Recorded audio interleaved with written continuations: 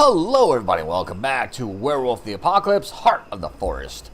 We're here and trying to decide what we're going to do here.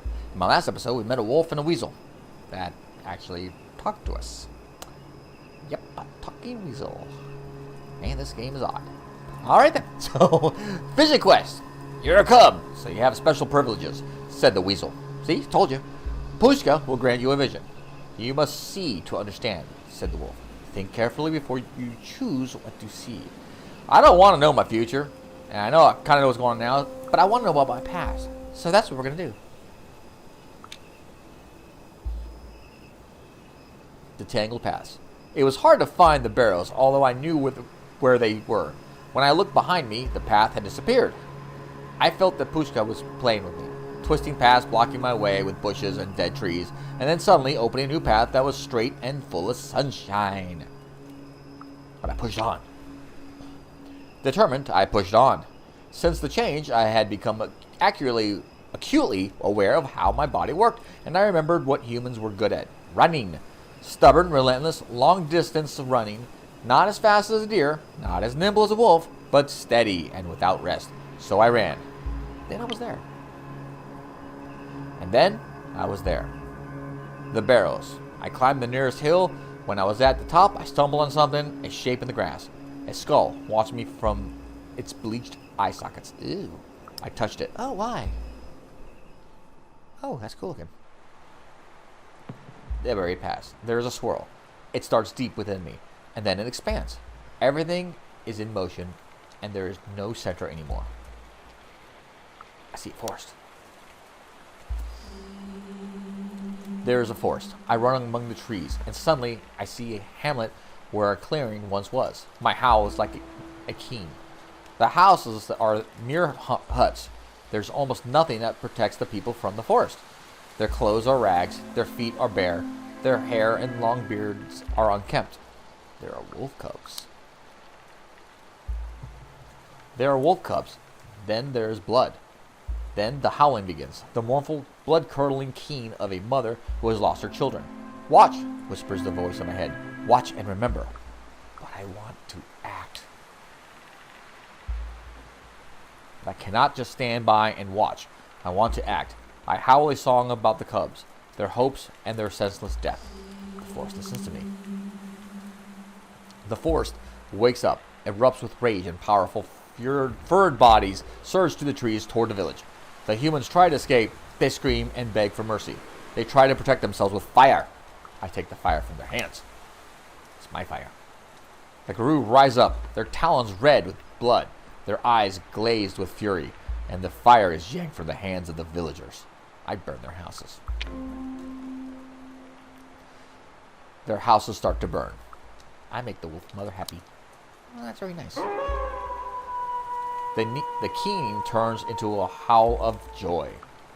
I am there from the very beginning. Oh, cool. The Guru have my eyes, my face. They are my family. I am the blood of their blood. I am part of the story from the very beginning. And I do it again. And then it happens again. The humans return. They rebuild the village, this time stronger and better protected. The keening begins once more. Then we, the Guru, come down on them like wolves on the fold. And again. And again, new villages, new fires, more blood. I do not want to do this anymore. I do not want to do this anymore, but the keen begins again. My heart fills with grief and rage, and villages burn. Until one day, there is only one Guru left in the family, and he slays his own kindred in the fit of his first rage. He never forgave himself. I know him. He's young, but I recognize someone in him. An old man, I know. He used to tell me stories about the forest before my mother took me away. I can't move. I stay there, and I watch, but I can't move. My throat burns. My stomach is in knots. I want to scream, but I have no mouth. I feel the fire. I smell the blood. I smell ash and tears. I see the large ash-gray wolf looking straight at me. Her eyes are golden. She weeps. It is in your blood, she says to me. It is your duty. It is you. Come with me, child. Be my fangs and claws. There is no one else to be my cub. Come to me, my child. Come to me, child. I will nurse you, and I will lick your wounds. We will kill together. We will feast, and we will be merry. The forest will grow. I looked at her. I looked at her hand.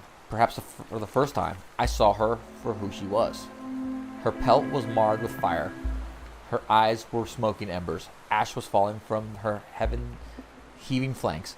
She looked old, ancient, sad, and alone. She was mourning, incarcerate. She was Kazan's mother. She was Kazan's mother, mourning her stolen cubs, howling in the woods, waiting for a response that never came. But she was more than that. She was more than a wolf. She was also the Pushka. She was also the spirit of the forest, the Pushka herself, wounded, hurt, violated, and mourning all her children the humans had killed. At least that's what I thought when I looked at her. The wolf mothers looked back at me, and something in her eyes made me realize that she was helping my family for generations, and that my family used to serve her. Join me, she pleaded. Only you can understand me, only you. I went to her. And she accepted me. And I accepted myself.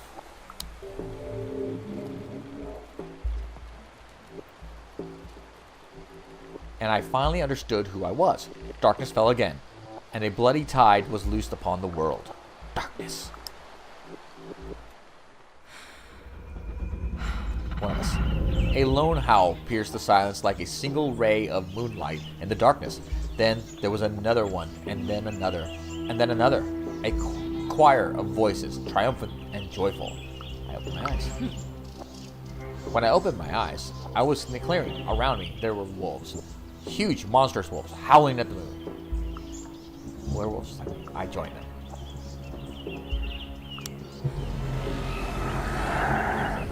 I was Hispo, the monstrous wolf form. The pain was overwhelming. My spine cracked and twisted. My knees and ankles broke, and I fell on the ground. My jaw shattered and rearranged itself. My whole skin was on fire, rippling and sprouting fur. I howled in agony.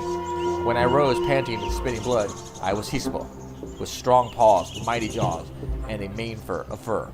More than a wolf, scary and monstrous. Instinctively, I changed and joined the choir. My voice was unsteady at first, but soon I found my own note, a unique addition to the chorus. Well, hello there, Cornell smiled at me, and welcome to the Sept. I just listened.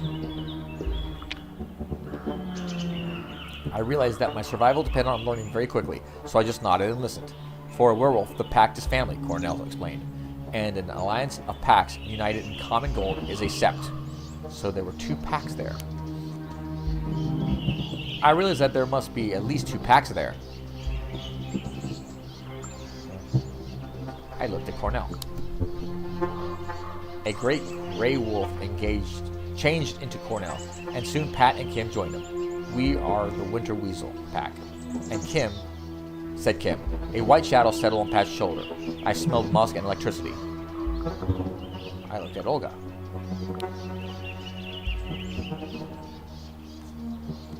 Three of the monstrous wolves changed. Olga and Lisa stood up, human-looking again, their clothes rumpled. A yellow-eyed wolf by their side turned out to be Daniel.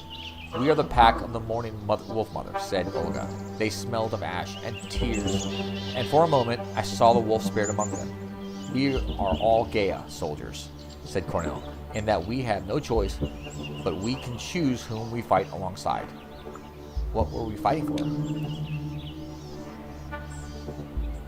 What are we fighting for, I asked. We fight to save our Mother Earth, Daniel smiled. She is sick, dying, and we are the last beacon of hope against darkness and corruption that is the worm, Kim said. The last word reeked of decay and burning oil. Do you have to join the pack? I had so many questions. I have so many questions. I shook my head. What about the moon? Was every sept that diverse? Yeah, let's do that. Was every sept that diverse?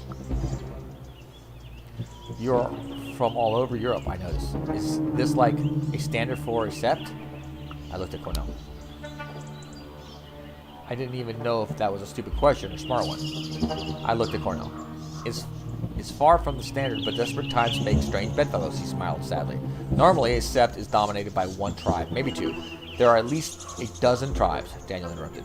And I hope, Maya, that you will choose yours wisely. What about the moon? Why did I hear the moon whispering to me? I asked. Luna gave us rage. That is why she's important, Olga said. And that is why you'll never be able to touch silver again. How do the spirits work? What about the spirits? I asked. How does that work?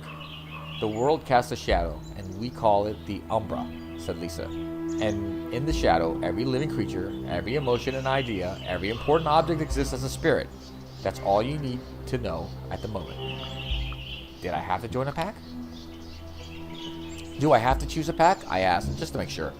No, Garou can survive on their own, Pack grinned. But in a pack, we are unstoppable. Besides, your whole neural and hormonal system have changed, and without a pack, you'll wither away and die. I summed it up. So, if I got this all right, I've been conscripted into an ancient war against the Wyrm, I said slowly, trying to put it all together. And the moon gave me rage as a weapon, but I must avoid silver. I took a breath. And there's a whole secret world of spirits, I continued, and I have to join a pack and choose a tribe. Exactly, Lisa nodded. As for the tribe, there are two people who could mentor you now. Olga from the Black Furies, an ancient tribe of women warriors, and Cornell is from Children of Gaia, and he is more a peace and harmony guy. What about my family's tribe? The Shadow of Fenris. Hey, what about my family's tribe? I asked. Lisa winced. Daniel sighed. Olga shook her head. What was the matter? I asked. What's the matter? I asked again. Your ancestors were the Get of Fenris, and no one here wants to have anything to do with that tribe, Cornell answered. They stand against everything we believe in. Were they really that bad? They surely aren't that bad, I asked. Are they?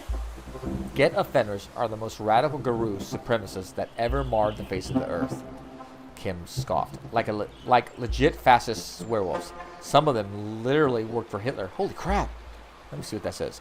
A tribal werewolf supremacists who celebrate the destruction of the human world that Father Fenris promises at Ragnarok. Antagonistic to the other tribes to an extent that some whisper of worm's taint. Hated and distrusted, many see them as another enemy in the war of apocalypse. Okay. How could they judge my family? I had the right to know them. I had the right to know my legacy. Yeah, I did. Thank you for telling me, he said. I had the right to learn about where I came from. For a moment, we were all silent. They were louder. I needed to know more about the tribes. I wanted to learn more about the tribes and find an option that would really resonate with who I was.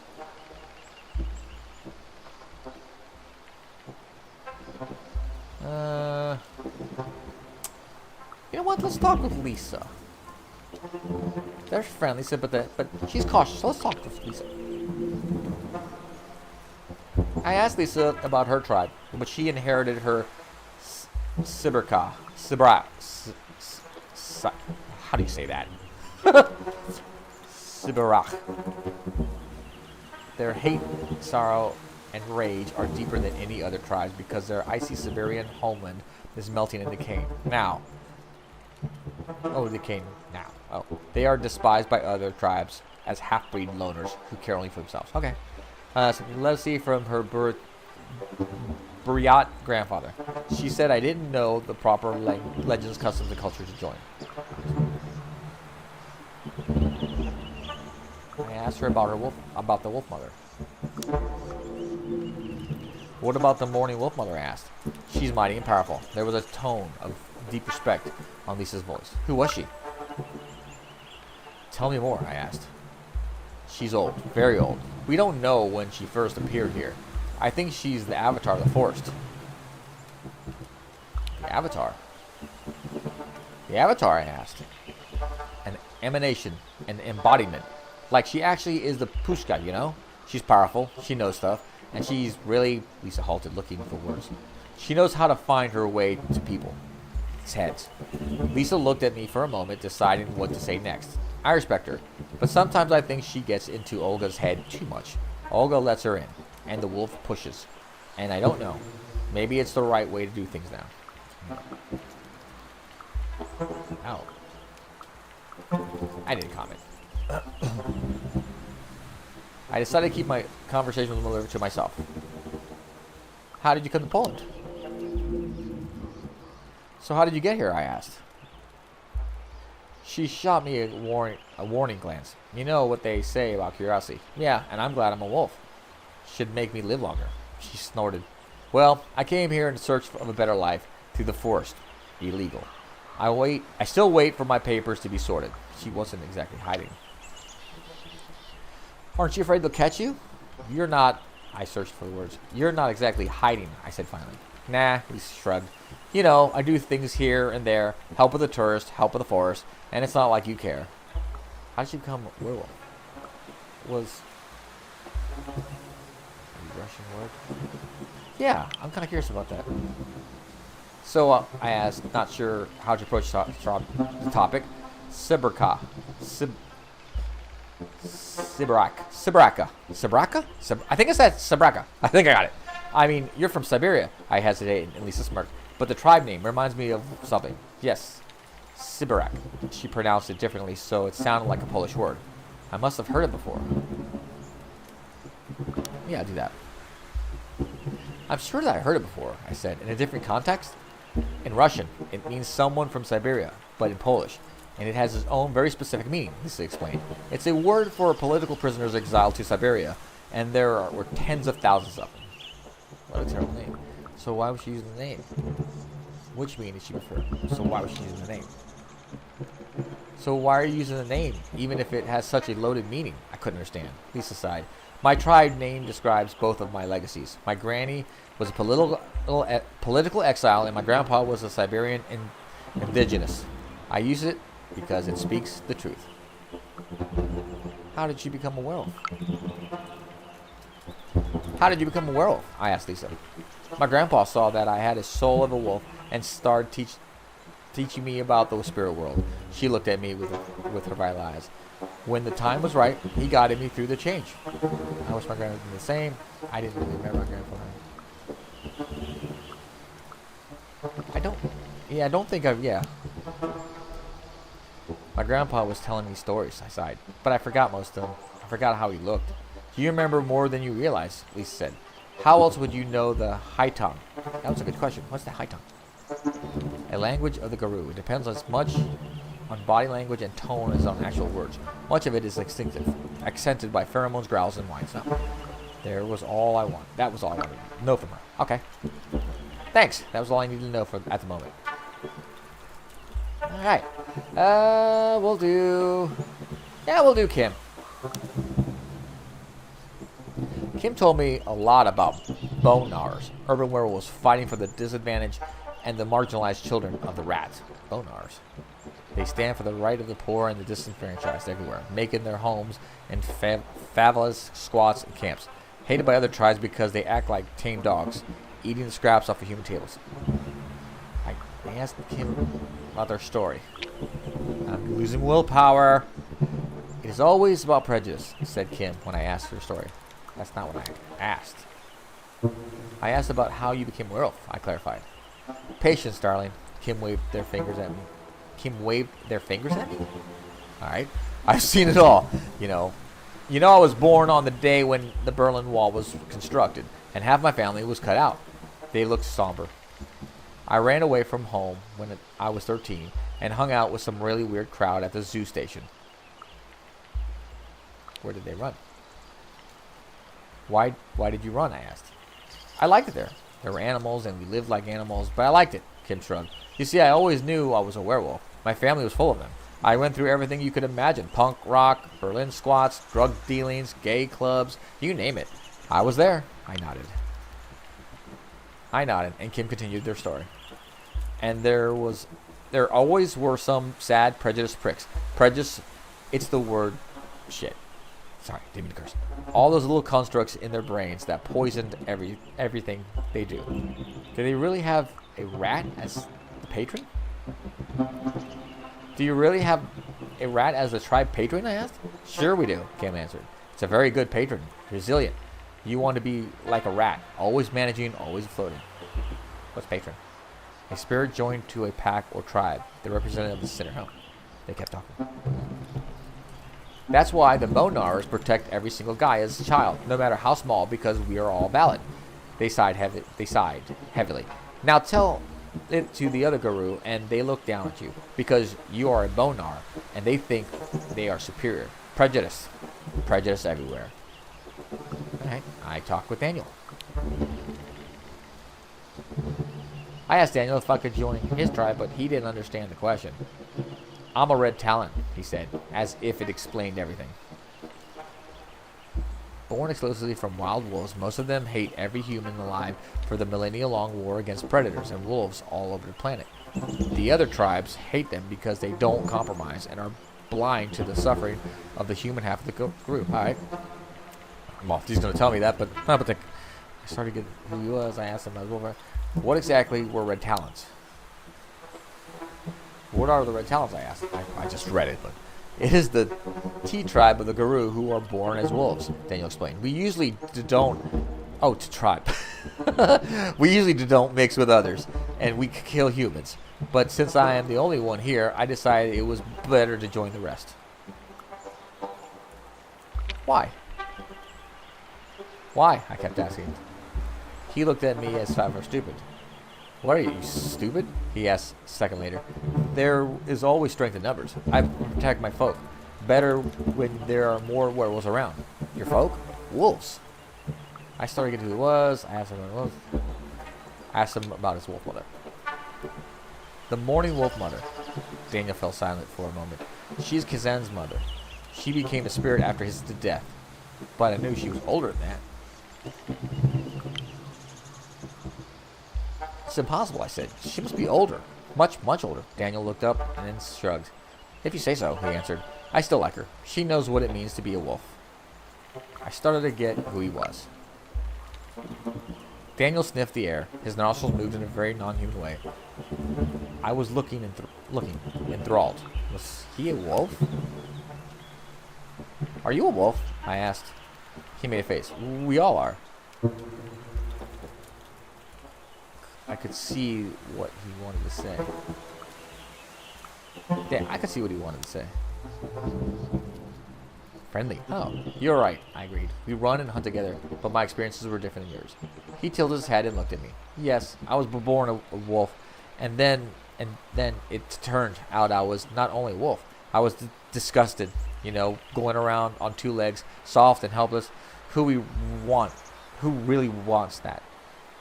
I didn't want to have anything to do with humans, but Lisa comes one day, and she talks to me and brings me to Olga. And I think, well, they are not that bad, and they have stuff. Stuff is nice. I like stuff. He sniffed on the wind again. Besides, he said, I can show them the Pushka's way. I see it, the way the wolf sees it. Once they see it like that, they never come back to their old ways. That was all I wanted from him. Thanks, that's all I wanted from him. And I talked to Pat, who was friendly with me. Awesome. Pat was a glass walker, and her tribe was finding its niche in the cutting edge technology, cityscapes among the streets of the Weaver's net. It sounded intriguing, for we talked for a while. Let me see, glass walker.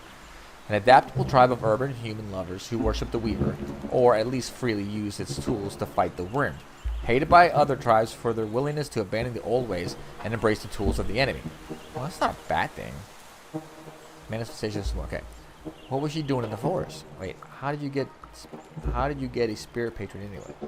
Wait, you know what? That's a better question. What are you doing in the forest? So you basically are a city dweller? I observed. All glasswalkers are. It's our natural habitat. I feel quite out of place in the forest. But it's the Pushtos. Yeah, that got my interest. Is it a tribe thing? I asked, interested. That's what it is, she nodded. We use the Weaver to fight the Worm, and the forest is not the Weaver's domain. And I happen to be quite fond of humanity. They have great potential.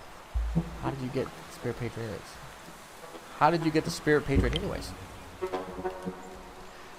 How did you get the winter weasel to be your patron? I was curious.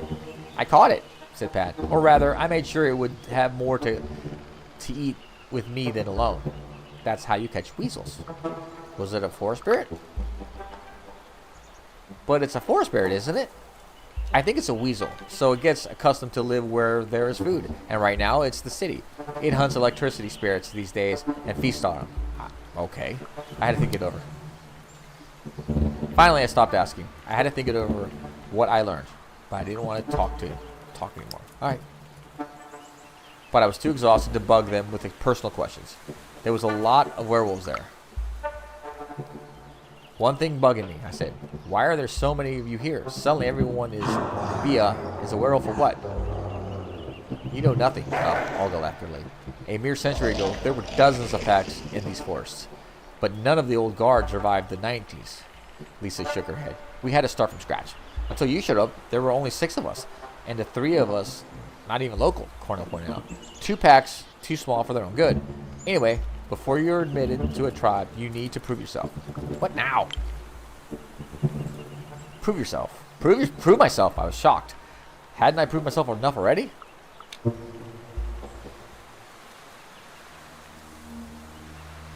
Oh, the rite of passage. You went through your first change, Pat said. She was leaning on a tree nearby and know everything you need to know at the moment. But you have to go through the rite of passage. Daniel rubbed against the flanks, excited. A vision quest, Kim went to me. And since we don't have time for quests, we need you to solve a real problem, Olga stepped in. Namely, we want you to find a way of ending this logging problem, Cornell said gently. So, how would you like to do it? They all looked at me in anticipation. I took my time. And in the situation I'd find myself in, I changed. I couldn't shift my shape at will, but my mind worked as good as ever. I knew what to do. Hey, more willpower. And I knew exactly what I wanted to do. Alright, you know what? We're going to stop here. And then we're going to make our decision. Whether I'm going to have to destroy the logger's image. We couldn't stay quiet. We need to educate people. One of those. So thank you guys for watching, listening, all that stuff. I really do appreciate it. If you would leave a like, follow, subscribe, that'd be awesome. I would appreciate it. I'm having a blast doing this. And this is a really good story, actually. So, and I like the fact that there's another Werewolf game coming out soon. Yes, it is. I can't wait for it. So thanks again, guys. And I will see you here on another episode of Werewolf the Apocalypse, Heart of the Forest. Bye-bye.